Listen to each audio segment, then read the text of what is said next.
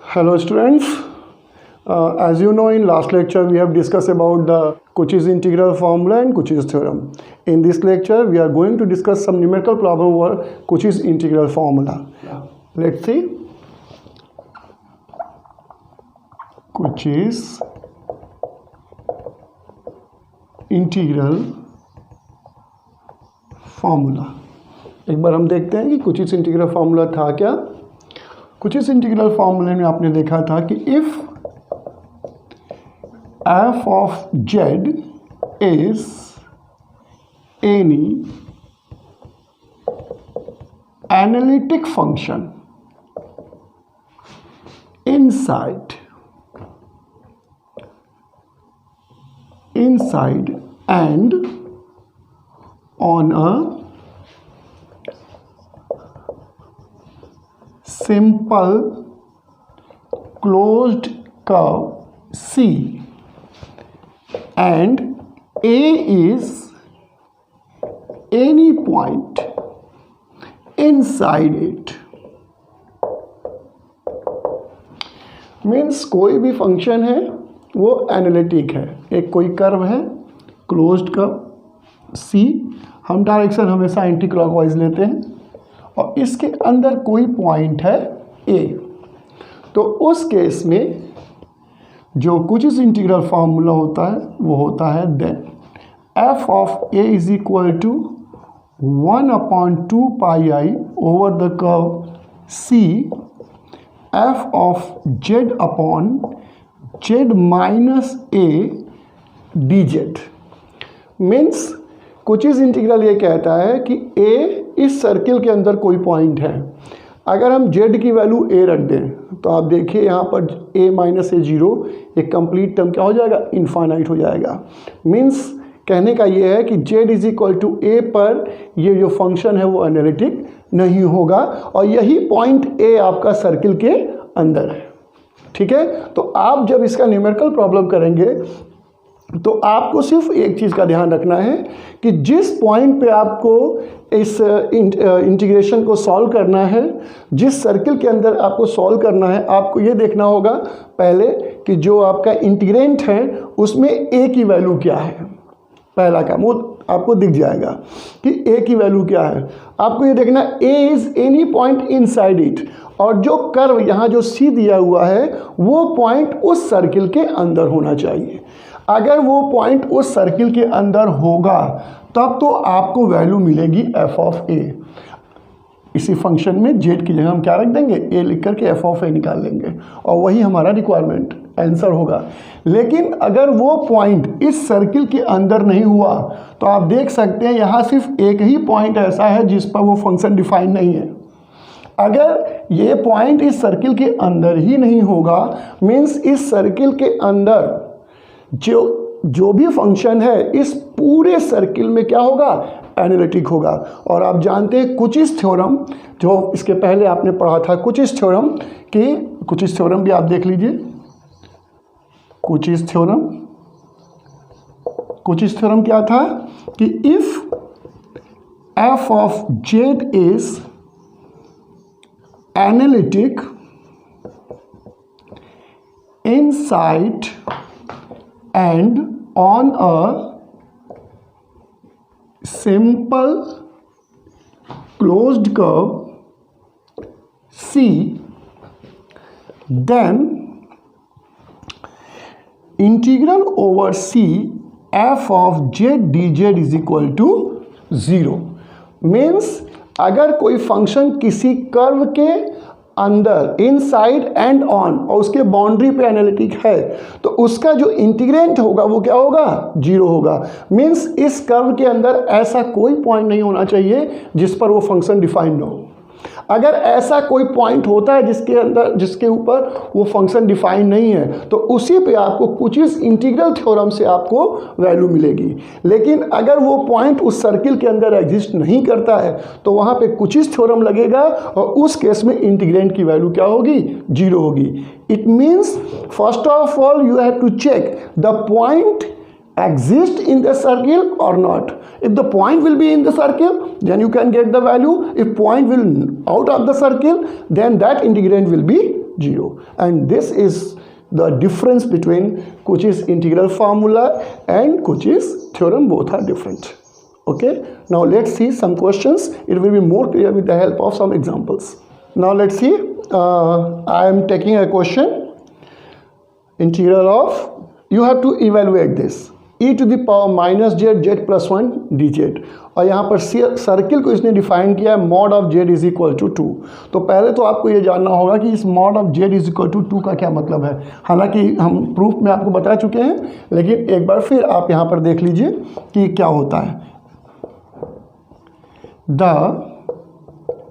Equation of circle is given by mod of z minus a is equal to r। ये एक standard equation होता है general equation circle का, जहाँ पर कि a आपका सेंटर होता है और r आपका रेडियस होता है। आपको हमेशा क्या करना है, इसी से कंपेयर करना होगा जो इक्वेशन आपको दिया हुआ होगा। ठीक, आपके पास जो सर्किल है वो है mod of z is equal to 2, यानी we have mod of z is equal to 2। आप देख सकते हैं यहाँ पर a का टर्म नहीं है, मतलब a यहाँ पर क्या है, सेंटर है। वेयर लिख लो, यहाँ लिख लेंगे where a is centre and r is radius. यहाँ पर a की वैल्यू नहीं है, यानी a की वैल्यू यहाँ पर क्या है, 0 है। अगर a की वैल्यू 0 है तो जो आपके सर्किल का सेंटर होगा वो आपका ओरिजिन होगा, और रेडियस कितना है, 2। तो आप एक सर्किल ड्रा कर लेंगे यहाँ पे। सपोज करिए 1 2 1 2, मतलब जो सर्किल आपका जाएगा वो करीब ऐसा बनेगा। ठीक है, ये x एक्सिस, ये y एक्सिस, और यहाँ पर z ये जो है केवल रियल पार्ट है, तो ये आपका सर्किल हो गया mod of z is equal to 2। ठीक है, अब आपको ये देखना है कि यहाँ a की वैल्यू क्या है। अभी हमने आपको बताया कि आपको यहाँ पर वो पॉइंट खोजना है जिस पर ये फ्रैक्शन पूरा, ये जो फंक्शन है क्या हो जाए, इनफाइनाइट हो जाए। ठीक है, सिंगुलर पॉइंट खोजना है। हियर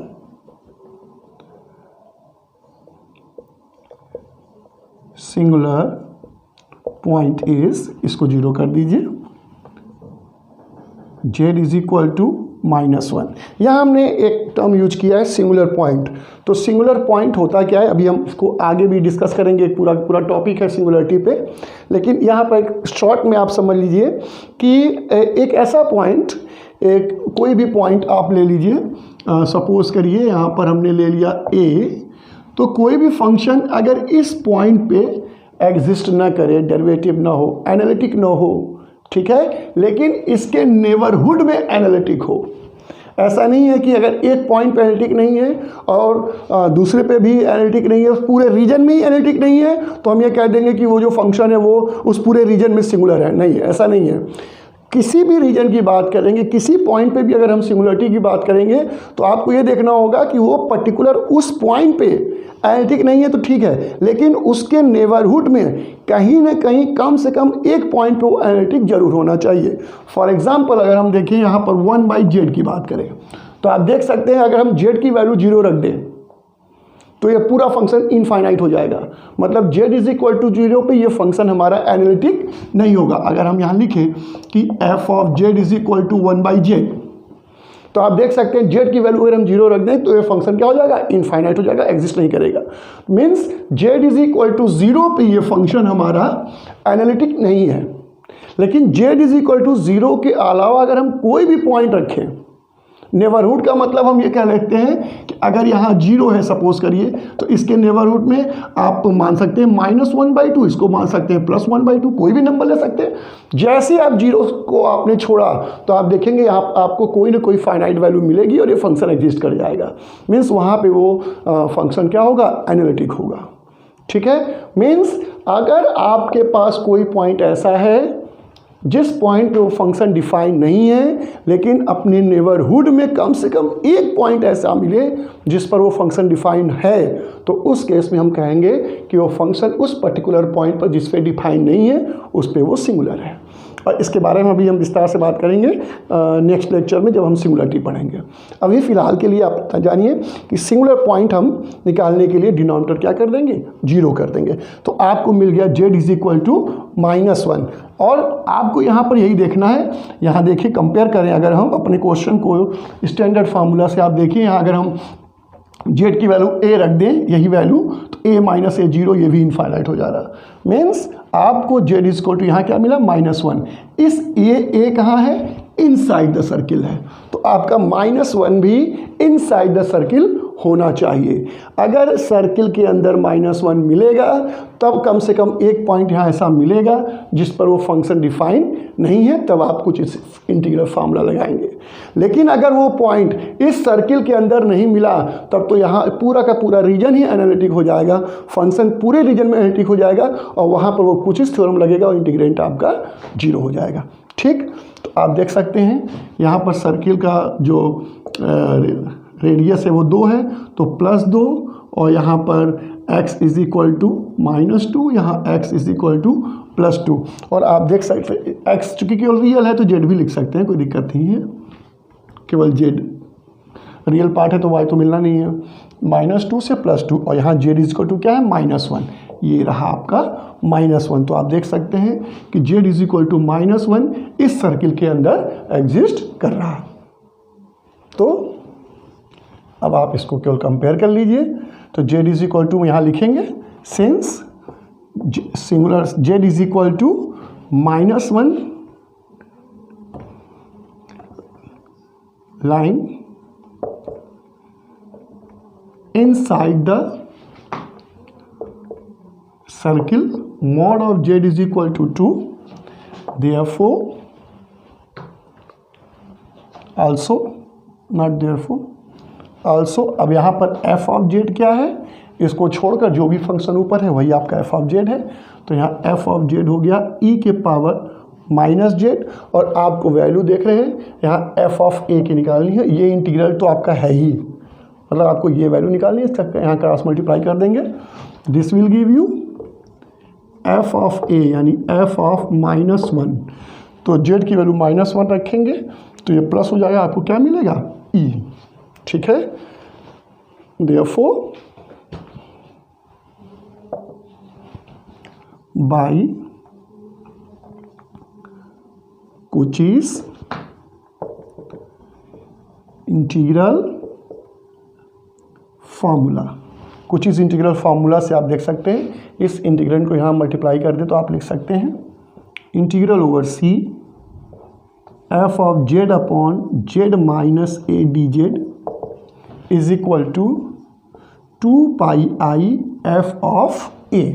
अगर यही a इसके अंदर ना होता तो ये पूरा की पूरी वैल्यू का इंटीग्रेंड की वैल्यू क्या हो जाती, 0, क्योंकि तब इसमें एक भी पॉइंट ऐसा नहीं मिलता जिस पर वो फंक्शन सिंगुलर हो। ठीक है, यहाँ पर आपको मिला integral over c f of z यानी e के power -z upon z + 1 dz, this will given by 2 pi i f of -1, और f ऑफ -1 की वैल्यू है e, यानी आपको मिल गया 2 pi i into e। This is your required answer.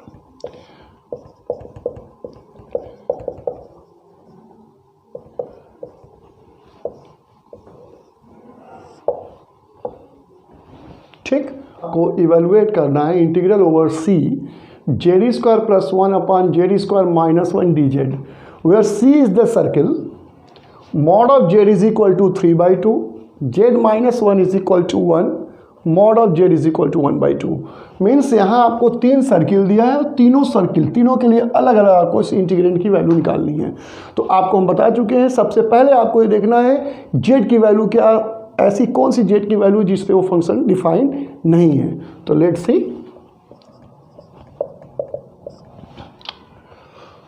Here z square minus 1 is equal to 0 अगर हम कर दें तो हमको मिलेगा z is equal to plus minus 1। मतलब हमें यहाँ पर जेड 1 और माइनस 1 दोनों पे इनफाइनाइट हो रहा। ठीक, अब हम अपना क्वेश्चन लिखेंगे। Right Z square plus 1 upon z square minus 1। इसको आप ऐसे भी लिख सकते हो, Z square plus 1 upon z plus 1 Z minus 1। आपको कोशिश ये करनी है कि डिनोमिनेटर में लीनियर ही बना के रखिए। ठीक है, अब इसको हम ऊपर से मतलब नहीं रखेंगे, नीचे इसको हम अगर हम पार्शियल फ्रैक्शन से अलग कर दें केवल इसको, तो आप लिखेंगे 1/2 z square plus 1 upon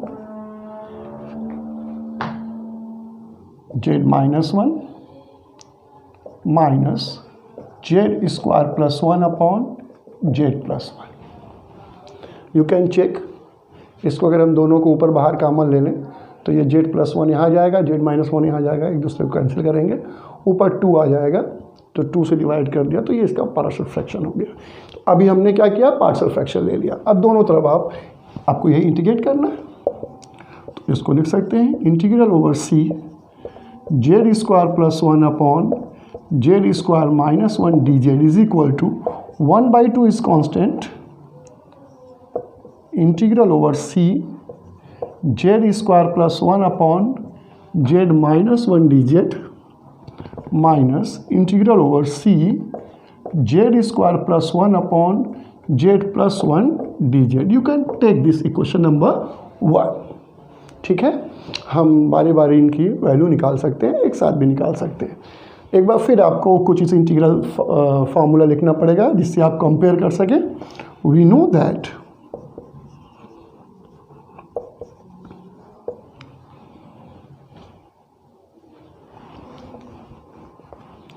by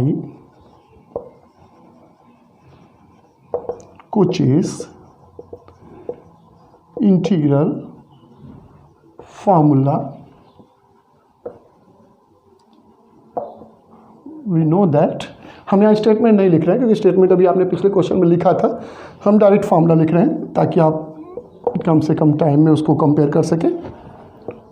1/2 pi I integral over C F of Z upon Z minus A D Z. ठीक है, अब यहाँ अगर हम दोनों इंटीग्रल अलग अलग हैं, यहाँ अगर हम इसमें कंपेयर करें तो यहाँ पर ए की वैल्यू 1 आएगी और अगर इससे कंपेयर करें तो ए की वैल्यू -1 आएगी। अब आपको सिर्फ ये देखना है कि ये जो आपका इंटीग्रेंट है वहाँ पर जो z की वैल्यू a है वो a गिवन सर्किल में लाई कर रहा या नहीं कर रहा। अगर गिवन सर्किल में लाई कर रहा तो वो आपको वैल्यू देगा, अगर गिवन सर्किल में वो पॉइंट लाई नहीं कर रहा तो वो आपको वैल्यू नहीं देगा। ठीक, तो हम बात करते हैं पहले सर्किल नंबर 1 की। फॉर 1 आप देख सकते हैं यहाँ पे है mod of z is equal to 3/2। Means इस सर्किल का जो सेंटर है वो ओरिजिन होगा और जो रेडियस है वो 3/2 यानी 1.5 है। ठीक, तो इसके लिए अगर हम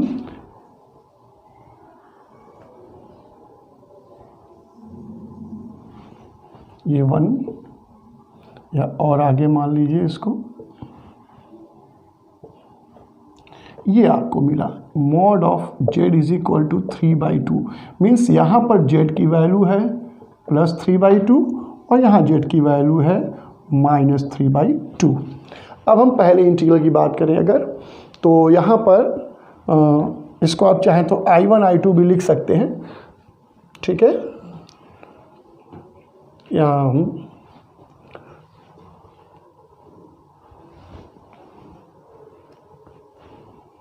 चलिए कोई और नहीं, यहाँ आप देख सकते हैं z इज इक्वल टू 1 पे ये इनफाइनाइट हो जा रहा, तो यहाँ here z is equal to 1 and -1, दोनों -1 भी यहाँ आपको मिल रहा और +1 भी, दोनों वैल्यू मिल रही। 1 and -1 both lying inside the circle mod of z is equal to 3/2 mean दोनों ही पॉइंट उस सर्किल के अंदर लाई कर रहे हैं। इसका मतलब ये हुआ कि हमें दोनों ही पॉइंट पे इंटीग्रल की वैल्यू मिलेगी। लेट्स सी, तो उस केस में क्या फॉर्मूला हो जाएगा आपके पास यहाँ पे है, इस इंटीग्रल को छोड़ दें तो f ऑफ a 2πi, यहाँ पर f ऑफ z क्या है, हियर f ऑफ z, अगर डिनोमिनेटर आपने लीनियर बना दिया है तो जो न्यूमेटर है वही आपका फंक्शन होगा। यहाँ पर फंक्शन क्या है, z² प्लस 1, तो पॉइंट यहाँ पर z की वैल्यू 1 मिल गई, तो आपको यहाँ पर दोनों वैल्यू निकाल लीजिए। f ऑफ 1 क्या हो जाएगा 2, और देख सकते हैं f ऑफ -1 भी 2 ही होगा। -1 का स्क्वायर प्लस 1, 1 प्लस 1 2। जो दोनों पॉइंट इसके अंदर लाई कर रहे हैं, दोनों पॉइंट पे फंक्शन की वैल्यू निकाल लीजिए। फंक्शन आपको न्यूमेटर में मिल रहा है क्योंकि डिनोमिनेटर आपने कंपेयर किया तो z-a है, इसका फंक्शन में कोई रोल नहीं होता। आप देख सकते हैं फंक्शन न्यूमेटर में है, ठीक है। डिनोमिनेटर में केवल एक टर्म होगा अकेले, उसके अलावा जो भी है सब का सब फंक्शन है, ठीक। तो देखिए अब इसके आगे आप कैसे सॉल्व करेंगे। f ऑफ 1 मिल गया, f ऑफ -1/2 -1 की वैल्यू मिल गई। Now let's see what will be the next. ऐसे equation number 1 will give you, equation number 1 आपको देगा integral over c z² plus 1 upon z² -1 dz is equal to 1/2। इसकी value क्या हो जाएगी, इस फॉर्मूले से अगर आप देखें तो 2πi into f of a, और a की वैल्यू आपकी क्या है इस इंटीग्रल के लिए 1, तो ये हो गया f ऑफ 1 माइनस इस इंटीग्रल के लिए भी यहाँ देखिए है 2πi इधर जाएगा, 2πi f ऑफ -1। ये पूरे इंटीग्रल की वैल्यू आपने यहाँ रख दी, देख सकते हैं ये इधर मल्टीप्लाई हो जाएगा तो केवल इंटीग्रल इधर बचेगा, और यहाँ भी केवल इंटीग्रल है, ठीक। तो यहाँ पर जो पॉइंट ऑफ सिंगुलरिटी है उसके लिए f ऑफ a आपने लिखा, और यहाँ पर जो पॉइंट ऑफ सिंगुलरिटी है उसके लिए आपने f ऑफ a लिखा। वैल्यू आपके पास पहले से है, आप चाहें तो 2πi कॉमन ले लीजिए, नीचे 2, f ऑफ 1 की वैल्यू भी 2, f ऑफ -1 की वैल्यू भी 2, दिस विल बी 0। तो आपने देखा इस तरह से integral over c z² plus 1 upon z² -1 dz की वैल्यू क्या आ गई 0, जहां पर किस सर्किल के लिए, mod of z is equal to 3/2 के लिए। It's just a coincidence that both the points are lying inside the circle but the integrand will be 0. Just the coincidence, this value 0 has come on solving your expression. आपने solve करने के बाद जो value आई वो 0 आई, ये coincidence है। ऐसा नहीं कि यहाँ पर वैल्यू 0 आ गई जबकि पॉइंट दोनों अंदर है तो इंटीग्रेंड की वैल्यू 0 कैसे आ गई, ऐसा कुछ नहीं, ये सॉल्व करने के बाद आया है, ठीक है। ये आप सॉल्व करने के पहले एनालिटिक फंक्शन जैसे तुरंत ऐसे, तो अगर पॉइंट बाहर होती हम डायरेक्ट वो चीज़ लिख देते कि वो 0 है, ठीक है। So this is the solution of first part. Now we will see what will the solution for second part. What is the second part. Second part में जो सर्किल आपके पास है वो है z-1 is equal to 1, means यहाँ पर आपको centre दिया हुआ है, इसका सेंटर है 1। तो let's see what will be the, यहाँ हम ड्रा कर लेते हैं, what will be the circle for this region. यहाँ पर ये 1, ठीक है, सेंटर 1 पे है, सेंटर यहाँ होगा, रेडियस इसका 1 है। अगर रेडियस 1 है तो ऑब्वियस सी बात है ये ओरिजिन को टच करते हुए जाएगी, कुछ ये सर्किल आपका बनेगा, ठीक है।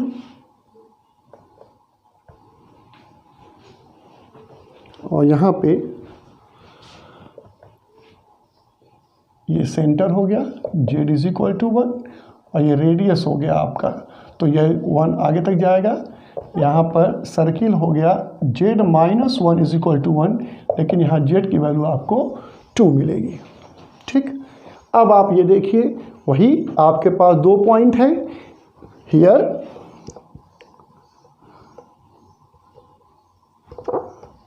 The singular points are z is equal to 1 and -1। तो अब आप ये देखेंगे कि क्या ये दोनों पॉइंट इसके अंदर एग्जिस्ट कर रहे हैं। अगर दोनों पॉइंट एग्जिस्ट कर रहे हैं तो हम दोनों पे वैल्यू निकालेंगे, लेकिन अगर क्या एक ही पॉइंट है, जो पॉइंट एग्जिस्ट करेगा केवल हम उस पे वैल्यू निकालेंगे, जो पॉइंट एग्जिस्ट नहीं करेगा उस इंटीग्रेंट की वैल्यू कुछ इस थ्योरम से क्या हो जाएगी, 0 हो जाएगी। तो आइए देखते हैं। z इज इक्वल टू 1, आप देख सकते हैं z इक्वल टू 1 तो इसका सेंटर ही है, तो ऑब्वियस सी बात है कि z इक्वल टू 1 इसके अंदर एग्जिस्ट कर रहा। z is equal to -1, z is equal to -1 कहीं यहाँ पर कहीं होगा। तो आप देख सकते हैं z इज इक्वल टू -1 इस सर्किल के अंदर नहीं है। इसका मतलब z इज इक्वल टू -1 यहाँ पर एक्सप्रेशन है, यहाँ z की वैल्यू -1 आ रही, मीन्स यहाँ ये जो इंटीग्रेंट है उसका पॉइंट इस सर्किल के अंदर एग्जिस्ट नहीं कर रहा, मीन्स इस पॉइंट के लिए ये इंटीग्रेंट की वैल्यू क्या हो जाएगी, 0 हो जाएगी। ठीक है, तो अब बेटर है कि यहाँ एक हम नाम ही दे देते हैं, this equal to 1/2 I1 minus I2। ठीक है, इसको हम इक्वेशन नंबर 1 कर दे रहे हैं। तो पहले हम I1 निकाल लें। I1 क्या है, I1 है आपका integral over C z square plus 1 upon z minus 1 dz। अभी आपको हमने बताया कि z इज इक्वल टू 1 लाई कर रहा है, इसलिए बाई कुचिस थ्योरम इसको क्या लिख देंगे, 2πi f ऑफ 1, जो आपने अभी यहाँ पर लिखा, सेम वही चीज़, क्योंकि ये पॉइंट इस सर्किल के अंदर लाई कर रहे हैं। ठीक है, और f ऑफ 1 की वैल्यू आप निकाल चुके हैं 2, तो क्या होगा 2πi into 2 is equal to 4πi। तो आप देख सकते हैं आपको इस इंटीग्रल की value z square plus 1 upon z square z minus 1 dz की वैल्यू आपको मिल गई 4πi। फर्स्ट I1 की वैल्यू आपको मिल गई यहाँ पर। ठीक है, अब I2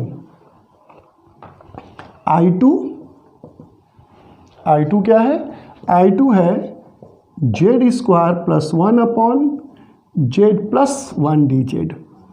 आप देख सकते हैं यहाँ z की वैल्यू -1 पे इनफाइनाइट हो रहा, मीन्स ये पॉइंट इस सर्किल के अंदर नहीं है, तो बाई